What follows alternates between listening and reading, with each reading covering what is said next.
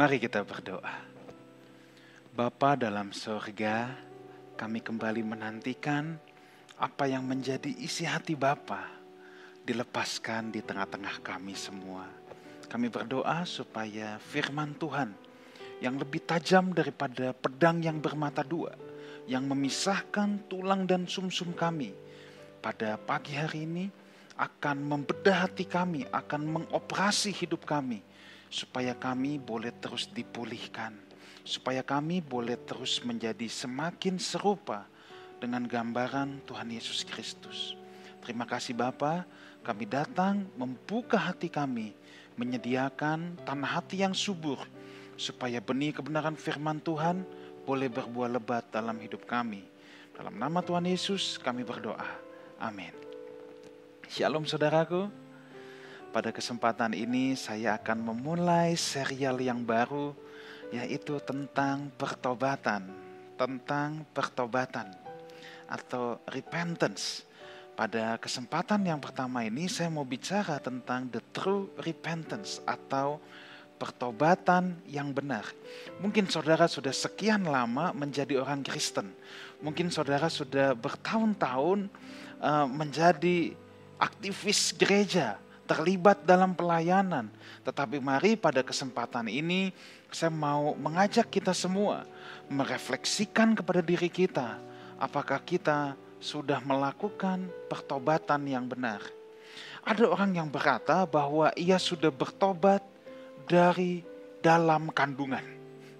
Dari dalam kandungan ibunya katanya juga sudah bertobat. Statement ini jelas mengisyaratkan bahwa dia belum mengerti makna pertobatan. Kenapa? Pertobatan yang benar harus merupakan keputusan dengan kesadaran penuh dari pribadi yang bersangkutan. Pertobatan yang benar adalah keputusan dengan sebuah kesadaran penuh dari pribadi yang bersangkutan. Makanya kalau orang masih baik, belum bisa dikatakan sudah bertobat, saudara ya. Sebab kesadarannya juga belum lengkap. Dalam arti akal budinya semua belum lengkap, saudara. Pengertiannya belum lengkap. Baik dalam PL maupun PB, saudara, perjanjian lama maupun perjanjian baru. Bertobat memiliki pengertian itu bukan sama sekali positif atau negatif. Tapi pengertian dari bertobat adalah berbalik. Seperti orang yang melakukan U-turn. Ya. U-turn, bertobat itu berbalik, saudara. Bertobat itu berbalik. Baik dalam PL maupun PB itu punya makna berbalik, saudara. Ya. Berbalik seperti orang yang melakukan U-turn. Belok, U-turn. Ya, dalam PL yang digunakan kata syuf. Syuf dan tesyufah. Tesyufah memiliki pengertian berbalik atau kembalilah, bertobat.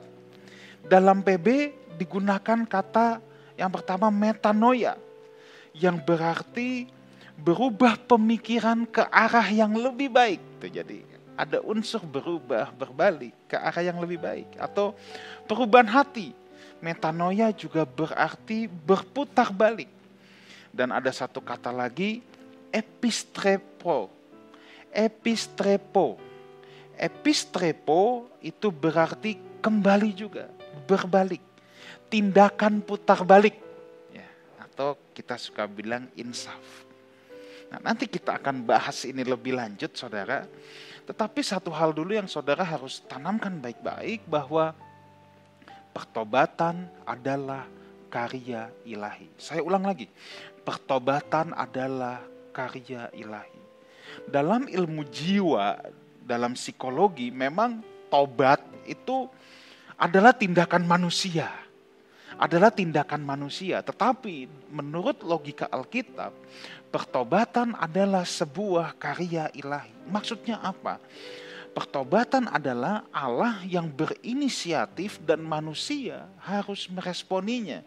So, bertobat adalah sebuah undangan dari Tuhan di mana manusia harus meresponinya. Itu sebabnya saya berkata bahwa pertobatan adalah karya ilahi. Saya akan berikan beberapa contoh. Yang pertama dulu, kita mau lihat Yeremia 31 ayat yang ke-18. Saya akan bacakan Yeremia 31 ayat yang ke-18. Telah kudengar sungguh-sungguh, Efraim meratap, engkau telah menghajar aku dan aku telah menerima hajaran seperti anak lembu yang tidak terlatih. Bawalah aku kembali supaya aku berbalik, sebab engkaulah Tuhan Allahku. Bertobat adalah karya ilahi. Pertobatan adalah sebuah undangan, saudara, dari Tuhan untuk diresponi manusia. Dalam ayat yang tadi kita baca, undangan yang Tuhan lakukan adalah dengan cara Tuhan menghajar. Makanya aku telah menerima hajaran. Nah, respon manusia adalah untuk kembali, bawalah aku kembali supaya aku berbalik.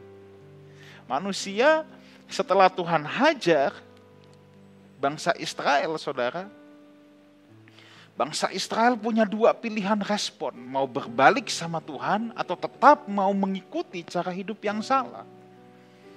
Itu sebabnya pertobatan adalah undangan dari Tuhan. Contoh yang lain, ketika Daud berdosa, dia membunuh Uria, ya, dia berzina dengan Batsheba, Tuhan mengirim Nabi Nathan, ya kan? Itulah sebabnya pertobatan adalah karya ilahi, undangan dari Tuhan. Nabi Nathan yang datang menegur Daud itu adalah undangan kepada pertobatan. Dan manusia harus meresponinya. Daud berada dalam pilihan, dia mau berbalik kepada Tuhan atau dia mau bunuh Nabi Nathan. Tetapi undangan itu datang dari Tuhan. Itu sebabnya menurut logika Alkitab, pertobatan adalah karya Tuhan, sebuah undangan dari Tuhan dan manusia harus meresponinya. Tentunya dengan benar. Dalam perjanjian baru, pertobatan juga karya ilahi. Dan undangan untuk bertobat ini, panggilan, seruan ini dikumandangkan oleh Yohanes Pembaptis dan Tuhan Yesus sendiri. Itu sebabnya dalam Matius 3 ayat yang kedua dan Matius 4 ayat 17, 1 Yohanes, 1 Tuhan Yesus, mereka berkata, bertobatlah sebab kerajaan Allah sudah dekat. Ini adalah sebuah karya ilahi, sebuah undangan yang harus diresponi oleh manusia. So, untuk kita memahami pertobatan yang benar, the true repentance, yang pertama, pertobatan dimulai dari perubahan arah pikiran dan harus membuahkan perubahan arah hidup. Pertobatan dimulai dari perubahan arah pikiran, dari pikiran dulu. Makanya berubahlah oleh pembaharuan budimu. Pemikiran dulu. Dan bukan hanya di pikiran. Harus membuahkan perubahan arah hidup. Pertobatan yang benar dapat terjadi ketika seseorang mengalami pembaharuan pikiran di dalam Tuhan. Dia merubah arah hidup dari kegelapan menuju terang Tuhan. Tadi kita sudah lihat bertobat adalah tindakan U-turn. So, kalau saya mau gambarkan itu seperti ini. Ini si Cecep misalnya. Dulu arah hidup dia adalah kepada kegelapan. Dulu dia membunuh saudara. Pertobatan itu U-turn, berbalik. Lihat, U-turn. Ini kan U-turn. Kalau si Cecep bertobat, itu dia bukan belok begini. Dulu membunuh. Kalau bertobat berarti berhenti membunuh. Bukan. Kalau berhenti berbunuh baru belok 90 derajat. Ini berhenti membunuh. Ini tidak membunuh. Tapi kalau bertobat itu U-turn, putar haluan. Dia harus berbalik ke sini. Kalau ini apa? Ini mengasihi.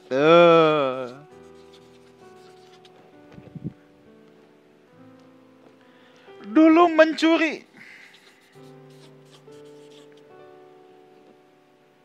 Metanoia. Bukan berhenti mencuri. Kalau ini tobat dalam ilmu jiwa begini. Tapi kalau dalam Alkitab bukan ini. Tapi dia harus sampai U-turn, balik arah. Ya. Ini Alkitab ini begini, Bible. Ini pengertian umum dunia. Dulu mencuri. Kalau baru tobat definisi dunia, ilmu jiwa, tidak mencuri. Kalau Alkitab, jadi memberi.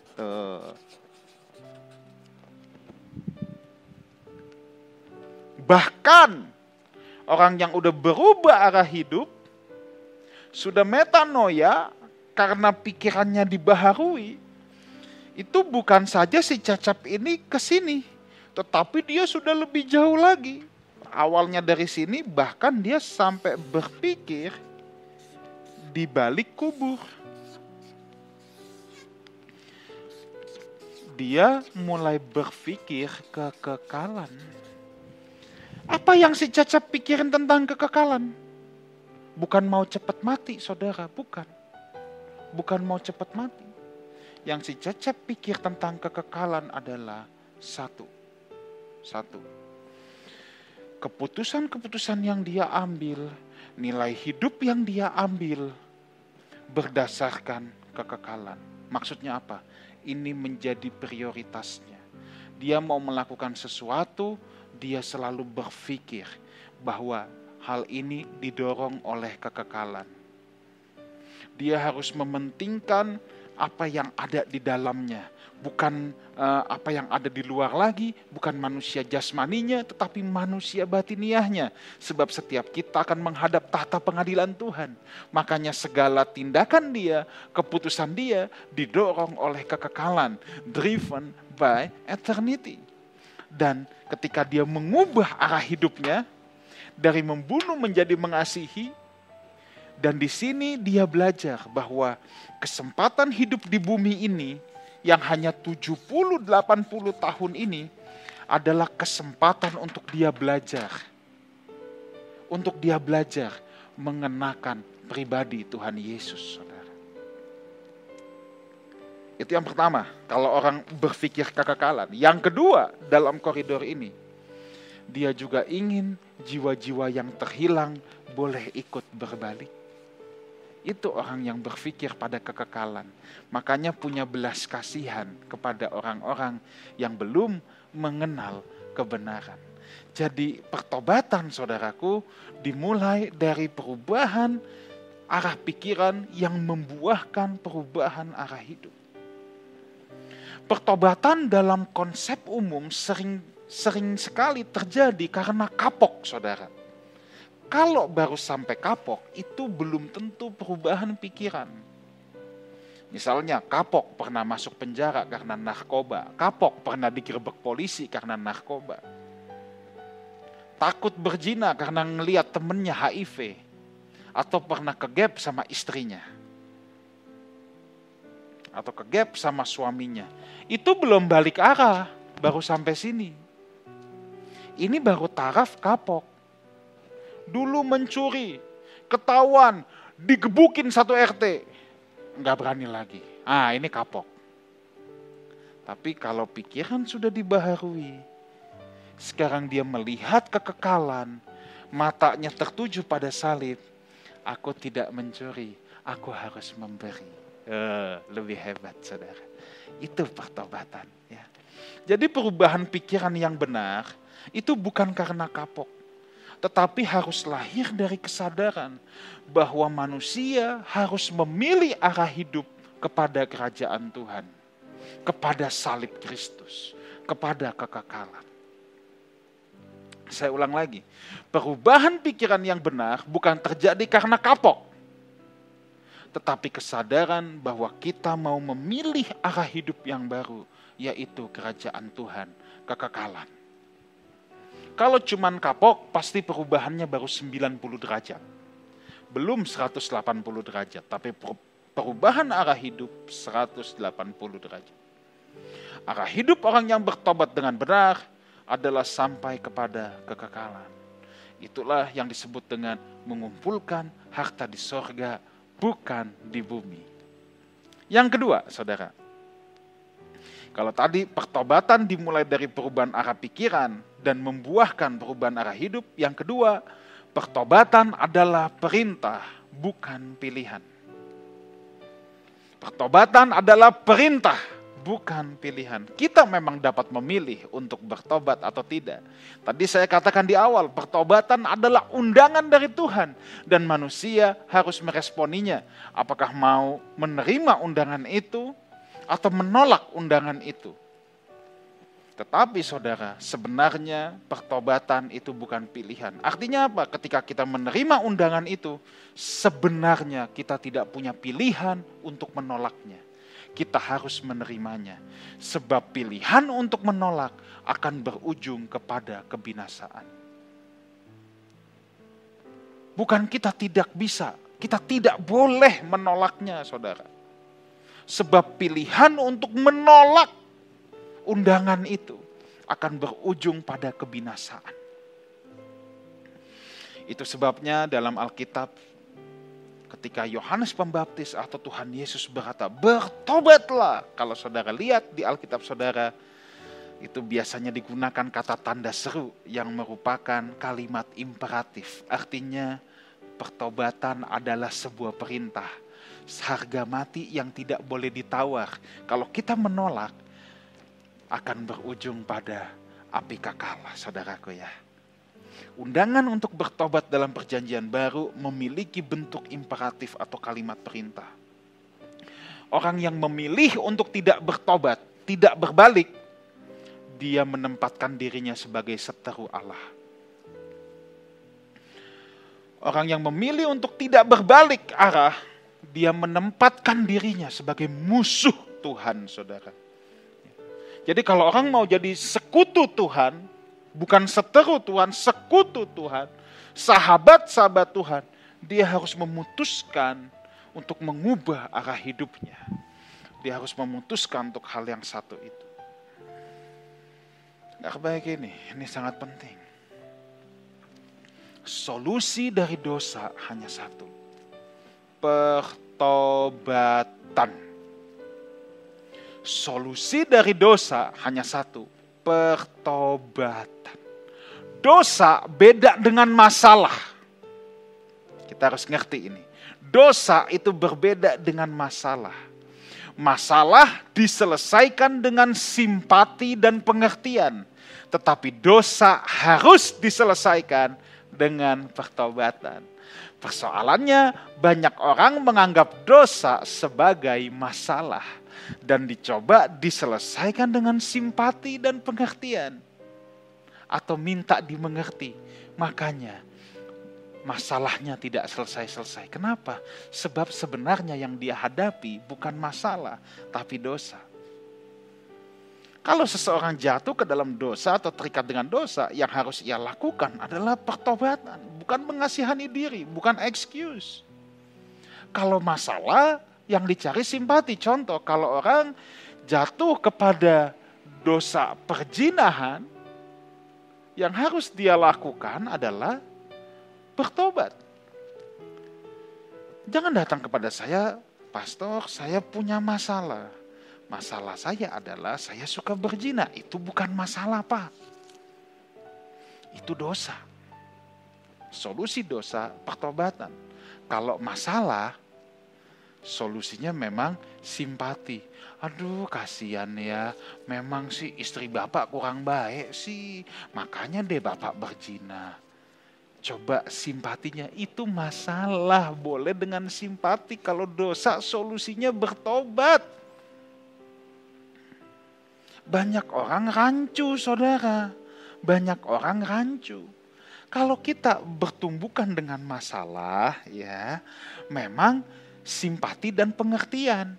Tetapi kalau orang yang dihadapi dosa, tetapi yang dianggap masalah, maka kecenderungan yang akan ia lakukan adalah mengasihani dirinya dan mencari excuse atau kambing hitam. Memang sejak manusia pertama jatuh ke dalam dosa, manusia selalu mencari kambing hitam, ya. Tuhan tanya sama Hawa, Tuhan tanya sama Adam bilang, tuh Hawa. Tuhan tanya sama Hawa, ditunjuk lagi ular. Untung Tuhan gak tanya sama ular. Kalau Tuhan tanya sama ular bilang, pohon. Tuhan tanya sama pohon tanya, siapa yang tempatin gua di sini? Nah, Tuhan lagi nanti ujungnya. Orang yang menganggap dosa sebagai masalah pasti akan punya kecenderungan mencari excuse dan mengasihani dirinya sendiri. Tetapi kalau dosa, solusinya adalah pertobatan. Saudara mungkin gagal bisnis, pernah gagal bisnis sampai bangkrut. Tapi saudara bukan karena menipu. Bahkan saudara mungkin ditipu.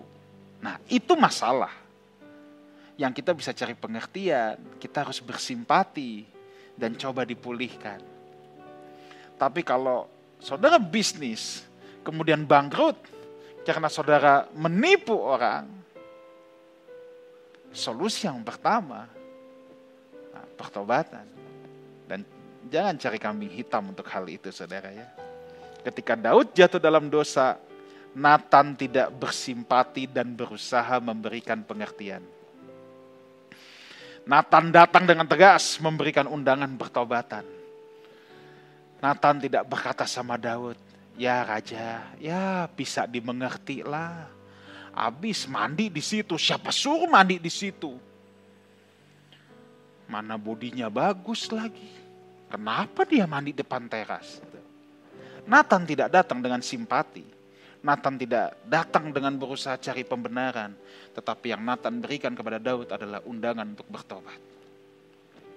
Jadi yang kedua, pertobatan adalah perintah bukan pilihan. Kenali yang saudara hadapi, dosa atau masalah. Jangan bilang masalah sebagai dosa. Sin is sin. Sin is not a problem. Sin is sin. Dan solusi dosa adalah pertobatan. Yang ketiga, dalam pertobatan ada penyesalan. Tetapi penyesalan belum tentu pertobatan. Saya ulang lagi. Dalam pertobatan pasti ada unsur penyesalan. Tetapi orang yang menyesal belum tentu bertobat. Matius 27 ayat yang ketiga. Ini Yudas, saudara. Ini Yudas. Kita lihat. Pada waktu Yudas yang menyerahkan dia melihat bahwa Yesus telah dijatuhi hukuman mati. Menyesallah ia. Dia menyesal. Tapi Yudas tidak pernah bertobat. Dia hanya stop sampai di menyesal. Menyesallah ia. Lalu ia mengembalikan uang yang 30 perak itu kepada imam-imam kepala dan tua-tua. Saudara, kita berandai-andai. Kalau saat itu Yudas bertobat, berbalik arah. Bukan hanya sampai menyesal. Yudas datang lagi kepada kaki Yesus. Yudas datang kepada murid-murid yang lain. Dia meminta pengampunan Tuhan. Tuhan mengampuni enggak? Dan Yudas mau pelayanan lagi. Kita sedang berandai-andai. Kira-kira gimana, saudara? Saya yakin Tuhan akan memberikan pengampunan. Tapi persoalannya, Yudas tidak melakukan itu. Yudas menyesal. Tapi dia tidak pernah mengubah arah hidupnya. dia memutuskan bunuh diri. Kalau saudara lihat satu pasal sebelumnya, Matius 26 ayat yang ke-75. Maka teringatlah Petrus akan apa yang dikatakan Yesus kepadanya, sebelum ayam berkokok, engkau telah menyangkal aku 3 kali. Lalu ia pergi keluar dan menangis dengan sedihnya. Petrus melakukan kesalahan yang tidak lebih ringan daripada Yudas. Dia menyangkal, dia mengkhianati Yesus juga. Dan ketika Alkitab berkata ia pergi keluar dan menangis dengan sedihnya, jelas ini menggambarkan penyesalan. Tetapi Petrus bertobat, saudara. Petrus bertobat. Petrus tidak stop sampai di sini. Petrus tidak mengambil jalan singkat bunuh diri. Yang Petrus lakukan, berkumpul lagi dengan teman-temannya, punya komitmen yang baru. Dan akhir sejarah gereja mencatat, Petrus tetap melayani, bahkan dia matinya disalib, bukan bunuh diri. Kalau Yesus sang guru disalib dalam posisi pala di atas, maka Petrus disalib dalam keadaan kepala yang di bawah. Dalam pertobatan ada penyesalan. Yudas menyesal, Petrus juga menyesal. Tetapi dalam penyesalan belum tentu ada pertobatan. Orang yang bertobat pasti ada rasa sesal. Tapi orang baru menyesal belum tentu sampai bertobat. Banyak orang menyesal tetapi tidak mengubah arah hidup dan arah berpikirnya. Sehingga pertobatan yang benar tidak pernah terjadi, saudaraku, dalam hidupnya.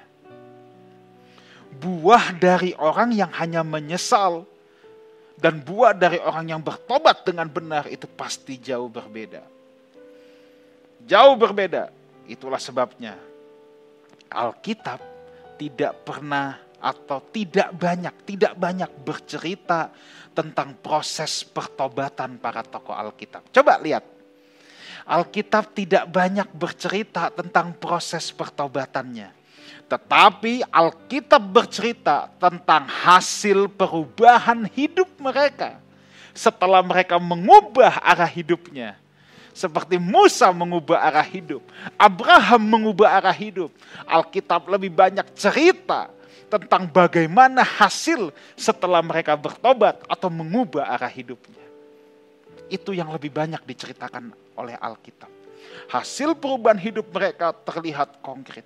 So, hal terpenting di sini adalah kualitas pertobatan seseorang jauh lebih penting daripada seberapa spektakuler seseorang dalam pertobatannya. Saya ulang lagi. Kualitas pertobatan, hasil buah dari pertobatan itu jauh lebih penting daripada seberapa spektakuler caranya dia bertobat. Ada banyak orang yang dicari adalah spektakulernya. Lalu dengan bangga, aku bertobat malam-malam, dingimpiin, didatengin Tuhan Yesus. Lalu saudara jangan minder. Kalau ketemu orang yang berkata, ya dia kalau ngimpi didatengin malaikat. Kalau saya ngimpi cuma dikejar-kejar anjing. Saudara jangan menjadi kecil hati sebab the point is bukan seberapa spektakulernya. Tapi hasilkan buah yang sesuai dengan pertobatan. Itu yang spektakuler. Itu yang diucapkan bukan dalam Matius 3 ayat yang ke-8. Yang Yohanes Pembaptis katakan, hasilkanlah buah yang sesuai dengan pertobatan. Jangan kejar spektakulernya, kejar dong buahnya. Bukti kita bertobat itu bukan proses spektakulernya, bukan. Saya ulangi lagi, Alkitab tidak banyak cerita tentang para tokoh Alkitab bagaimana proses mereka pertobatannya. Tapi yang lebih banyak diceritakan adalah hasil dari buah-buah kehidupan setelah mereka berbalik ke arah yang benar atau ke arah kerajaan terang. Saya mau ajak saudara sekalian buka satu ayat terakhir dari Yohanes pasal yang kedua ayat 23 sampai 25. Beberapa minggu yang lalu ketika saya menyampaikan tentang dipercaya Tuhan, saya membuka ayat ini, tapi izinkan saya mengambil dari angle yang lain. Yohanes 2 ayat 23 sampai 25. Saya akan bacakan. Dan sementara ia di Yerusalem, selama hari raya Paskah, banyak orang percaya dalam namanya. Karena Yesus sendiri tidak mempercayakan dirinya kepada mereka. Karena ia mengenal mereka semua. Dan karena tidak perlu seorang pun memberikan kepadanya, dan karena tidak perlu seorang pun memberi kesaksian kepadanya tentang manusia, sebab ia tahu apa yang ada di dalam hati manusia. Ayat 24, tetapi Yesus sendiri tidak mempercayakan dirinya. Waktu itu saya menyorot pada hal ini, bahwa orang bisa percaya sama Tuhan, mengaku percaya, tetapi Tuhan belum tentu percaya sama orang tersebut. Sekarang saya mau ambil angle yang lain, bahwa memperlihatkan ayat-ayat ini bahwa bisa saja banyak orang mengalami pengalaman spektakuler. Ayat ke-23, mereka melihat tanda-tanda yang diadakannya. Wah, ini pengalaman yang spektakuler, saudara ya. Bisa saja orang melihat, mengalami itu, tetapi itu tidak bisa menjadi tanda bahwa perubahan nyata, pertobatan nyata yang berkualitas telah terjadi. Buktinya tidak. So, jangan kejar pengalaman spektakulernya. Jangan kejar proses-proses yang spektakulernya. Kejar buah-buah pertobatan itu sendiri. Pertobatan yang benar selalu memberikan buah yang nyata. Ritual keagamaan tidak pernah bisa menggantikan pertobatan. Tidak pernah bisa menjadi substitusi pertobatan. Entah itu puasa, berdoa, memberi, aktif dalam pelayanan, itu gak bisa menggantikan pertobatan. Seharusnya puasa, memberi, melayani, dan lain sebagainya, itu adalah buah-buah pertobatan, bukan ritual ganti pertobatan. Hal keempat yang terakhir, jadi yang pertama tadi, pertobatan yang benar dimulai dari perubahan arah pikiran dan membuahkan perubahan arah hidup. Yang kedua, pertobatan adalah perintah, bukan pilihan. Yang ketiga, dalam pertobatan ada penyesalan, tapi dalam penyesalan belum tentu ada pertobatan. Yang keempat, pertobatan yang benar dilakukan setiap hari, bahkan setiap saat. Pertobatan yang benar tidak hanya dilakukan sekali seumur hidup, tetapi setiap saat sepanjang hidupnya, saudara. Dosa hakikatnya adalah kemelesetan dari Allah. Pertobatan adalah suatu tindakan alignment, penyesuaian dengan target Allah dalam hidup kita. Saya pernah menggambarkan seperti orang main panahan. Ada angka 1, 2, 3 sampai 10. Dosa itu meleset, hamartia, luncas. Pertobatan adalah alignment. Ketika kita meleset, kita geser lagi, geser lagi, geser lagi, supaya lebih persisi, supaya lebih tepat. Atau kalau saudara punya mobil, saudara ya. Kalau saudara punya mobil saudara kalau udah jalan di jalanan yang rusak, gujlak gajluk, setirannya bisa miring-miring. Ketika masuk bengkel, dispuring lagi, dilakukan wheel alignment supaya bannya lurus lagi jalannya. Makanya harus rutin, saudara. Ya, kalau mobil setiap 5.000 kilo sekali, setiap 10.000 kilo sekali. Kalau pertobatan harus setiap saat. Saudara bertobat tidak tunggu nanti aja Tuhan. Tunggu hari Minggu aku datang ke gereja lagi, baru aku bertobat. Tunggu hari Minggu aku ikut online service lagi, aku baru bertobat. No, pertobatan setiap saat.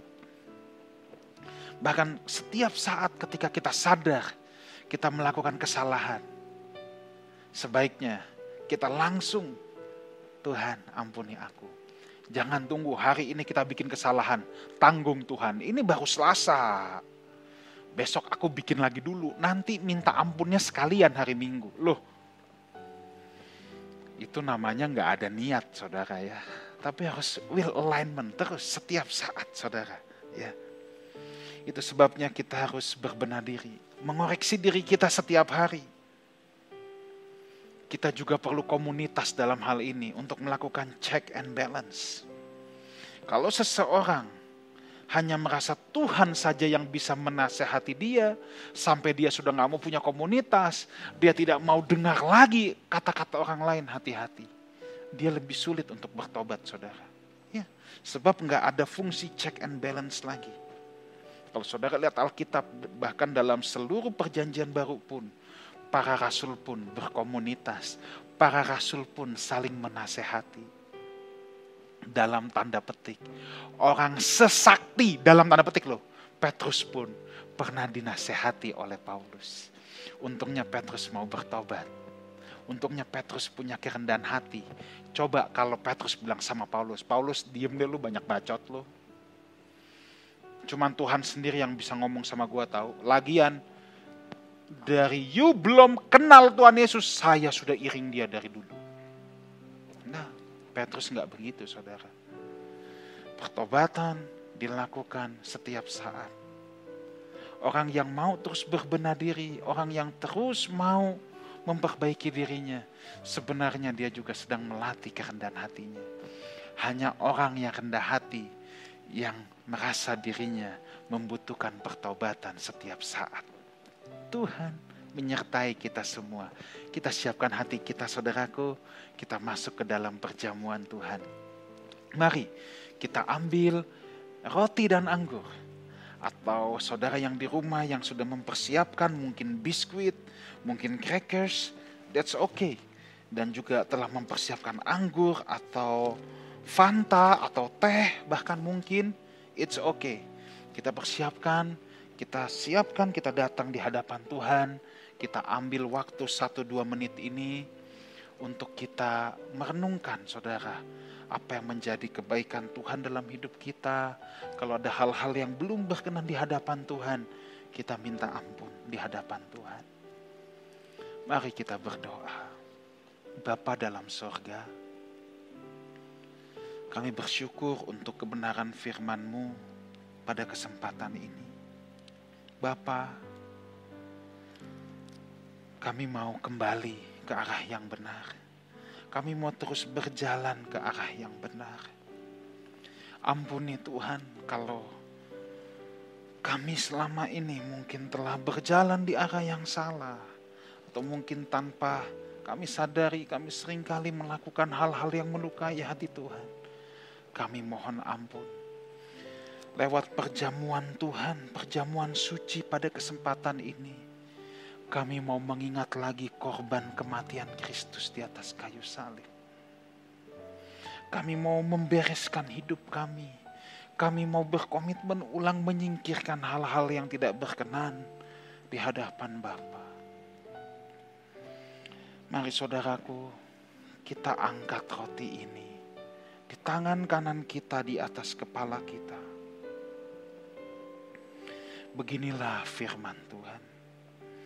Demikian juga ia mengambil dan sesudah, mari kita angkat roti di atas kepala kita. Dan demikian firman Tuhan. Sebab apa yang telah kuteruskan kepadamu, telah aku terima dari Tuhan, yaitu bahwa Tuhan Yesus pada malam waktu ia diserahkan mengambil roti. Dan sesudah itu ia mengucap syukur atasnya. Ia memecah-mecahkannya dan berkata, inilah tubuhku yang diserahkan bagi kamu. Perbuatlah ini menjadi peringatan akan aku. Bukankah roti yang kita pegang ini adalah lambang dari tubuh Kristus? Kita makan dengan iman dalam nama Tuhan Yesus.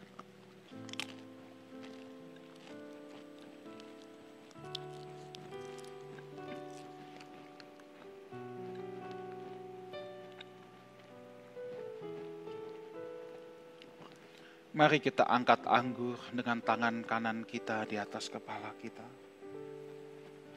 Demikian firman Tuhan.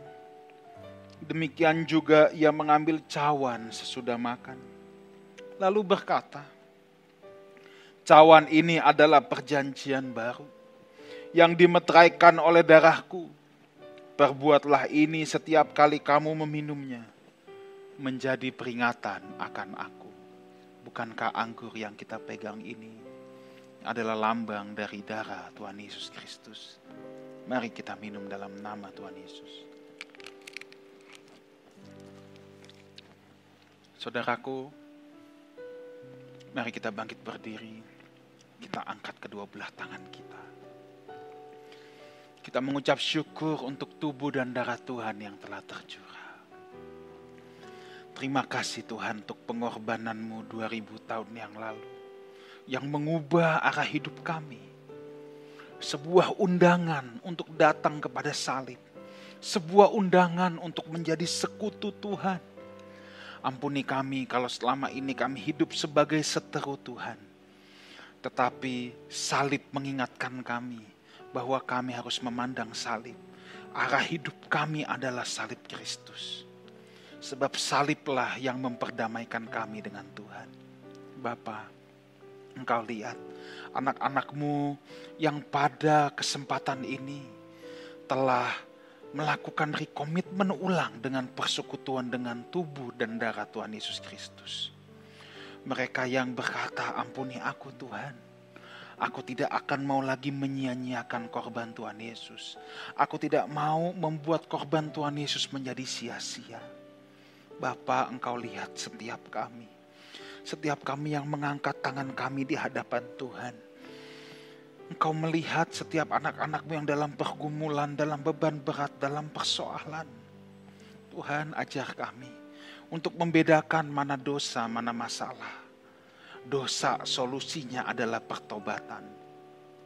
Dan sekalipun kami dalam masalah, kami tahu Tuhan Yesus yang akan menuntun kami, memberikan kami jalan keluar, serta memberikan kami semua kekuatan. Kau lihat mereka yang sedang bergulat dengan sakit penyakit. Bapa, kalau boleh kami meminta kasih karunia Tuhan untuk kesembuhan, kesehatan kami semua. Di masa COVID-19 ini kami berdoa, kami meminta perlindungan khusus dari Tuhan. Di samping kami juga berjanji kami mau hidup bertanggung jawab, kami tidak mau hidup sembrono. Terima kasih Bapa. Sekarang saudaraku, terimalah kiranya berkat dari Allah Bapa, cinta kasih karunia dari Tuhan kita Yesus Kristus, dan persekutuan yang indah dan yang manis dengan Roh Kudus menyertai kita semua sampai Maranatha. Tuhan Yesus datang untuk yang kedua kalinya, menjemput kita semua yang hidup sesuai dengan kehendak-Nya. Sama-sama kita katakan, amin. Happy Sunday, Tuhan menyertai kita semua.